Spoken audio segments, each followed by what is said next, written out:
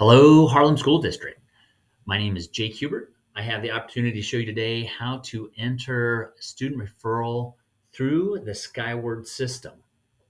In this case, I have my educator access on. I'm going to go up here to teacher access and I'm going to go down to my students. Now, one of the things I want to let you know is there are multiple ways to enter a referral in. We're going to show you one way that we think is easiest, but there are multiple ways to actually refer a student through Skyward. So I'm going to click on my students. In this case, I'm going to click on the student who earned the referral. I'm going to double click on their name and you'll see the student profile pull up. On the left-hand side, I'm going to scroll down to discipline and I'm going to double click on discipline. That student's name will pull up and I'm going to go ahead and hit add. In this case, we're going to pretend the student's name is Jake Hubert. I do have this blacked out for right now just to protect the identity of the student for the sake of training. We're going to go ahead and show that we are in the Loves Park School. You go down here, you're only going to have one choice for how to refer the student. And in this case, that's refer to the office.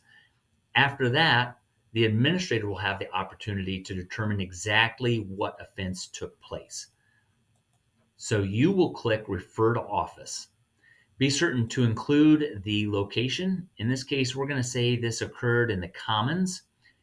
If it occurred on the bus, you want to make sure that you identify which bus it occurred on. The only choices you should have for the student are the buses that student is assigned to. Be certain you have the proper date and the proper time in there. And down here, you can put the student's name. So, and describe exactly what went on with factual information. Don't use the name of other students. You may want to choose to use student A, student B, student one, student two, student X, student Y, whatever that may be that helps you to make sense of the situation or the person who's reading it to make sense of the situation. In this case, we're going to say it is Jake Hubert. I heard that Jake Hubert's a rotten kid, and he yelled a swear word across the commons at another student before the first bell. Jake has received warnings for his language previously.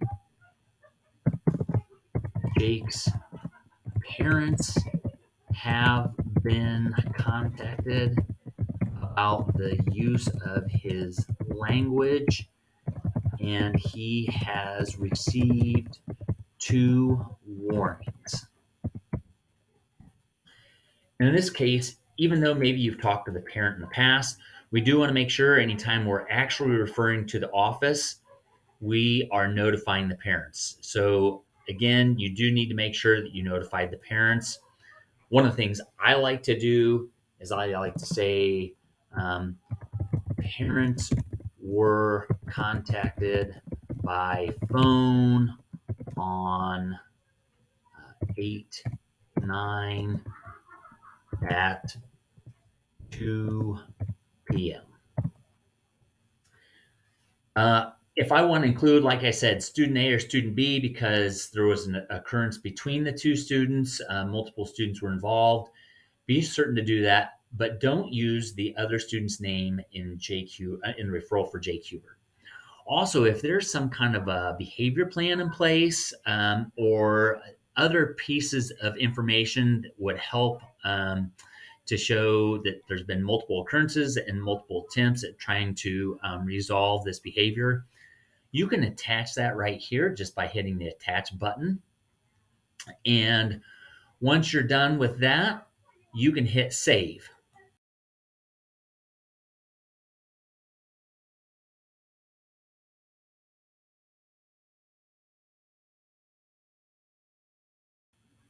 Now, in this case, this referral will end up going to the office. and the administrator will receive a notice about the referral. They'll have an opportunity to address it as soon as possible.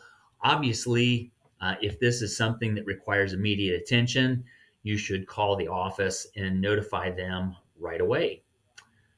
I hope this video was helpful.